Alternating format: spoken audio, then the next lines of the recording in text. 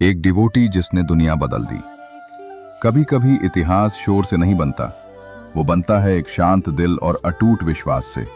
ये कहानी है ऐसे ही एक इंसान की, जिनका नाम है A.C. Bhaktivedanta Swami Prabhupada and he is also known by Srila Prabhupada. 1896 Calcutta की गलियों में एक साधारण से घर में एक बच्चे का जन्म होता है, अभय चरण डे। बचपन से ही उनका मन खेलों में नहीं, कृष्ण की भक्ति में लगता था। छोटी सी मूर्ति, भोग की थाली और मासूम प्रार्थना। किसी को क्या पता था कि यही बच्चा एक दिन दुनिया की दिशा बदल देगा। समय बीतता गया, जिम्मेदारियां बढ़ती गईं, पर 1922 में एक मुलाकात ने सब कुछ बदल दिया। भक्ति सिद्धांत सरस्वती ठाकुर ने कहा, कृष्ण चेतना को पूरी दुनिया तक पहुंचाओ।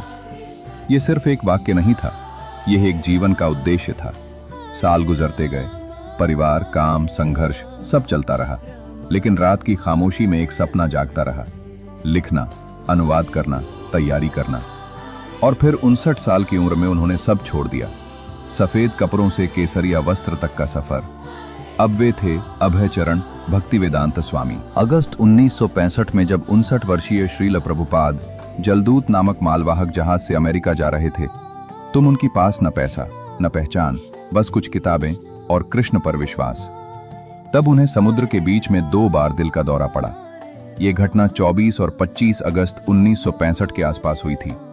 उन्होंने अपनी डायरी में लिखा कि उन्हें सीने में इतना तेज दर्द महसूस हुआ कि उन्हें लगा कि वे जीवित नहीं बचेंगे।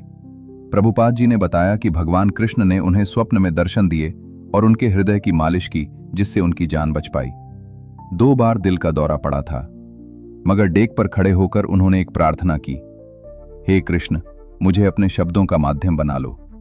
शायद उसी पल इतिहास ने करवट ली। श्रील प्रभुपाद जलदूत नामक मालवाहक जहाज से अमेरिका पहुंचे। 1965 में अमेरिकी बंदरगाह पर वे हाथ में भगवत गीता लिए धीरे धीरे जहाज से बाहर आ रहे थे।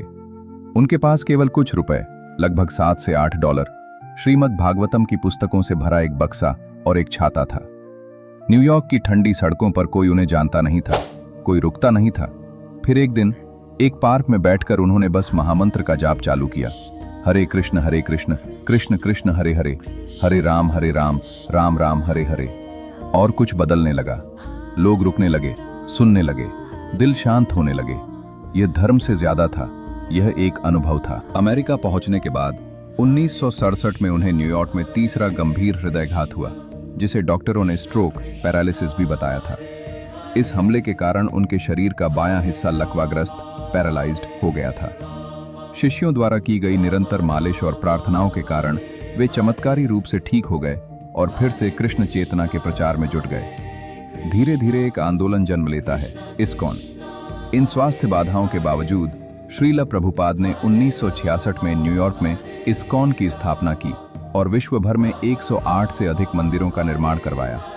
दुनिया भर में मंदिर, हजारों शिष्य, सैकड़ों किताबें। सिर्फ 12 सालों में 14 बार पूरी दुनिया की यात्रा। श्रील प्रभुपाद कृष्ण महामंत्र से पूरी दुनिया को जगा रहा था। 14 नवंबर 1977 को वृंदावन, भारत में शाम 7:30 के करीब वृंदावन स्थित कृष्ण बलराम मंदिर में अपने शिष्यों के बीच हरे कृष्ण महामंत्र का जप करते हुए श्रीला प्रभुपाद ने अपनी देह त्यागी। उस समय उनकी आयु 81 वर्ष थी। अपनी मृत्यु के कुछ क्षण पहले तक वे श्रीमद् भागवतम के 10वें स्कंद का अनुवाद लिखवा रहे थे। उन्होंने सिखाया कि एक भक्त को गरिमा और कृष्ण की चेतना में कैसे मृत्यु का सामना करना चाहिए। उनका शरीर शांत हो गया, पर आवाज नहीं रुकी। आज भी उनकी आवाज सुनाई देती है, किताबों के शब्दों में, माला के हर नाम में और उन लाखों दिलों में जो आज भी बदल रहे हैं। एक आदमी, एक आदेश, एक अमर क्रांति।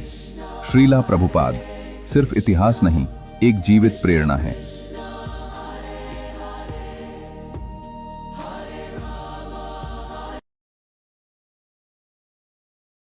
In the vastness of the cosmos, we find the divine within. Look beyond the stars to the eternal light of the soul. Embrace this truth and find infinite peace.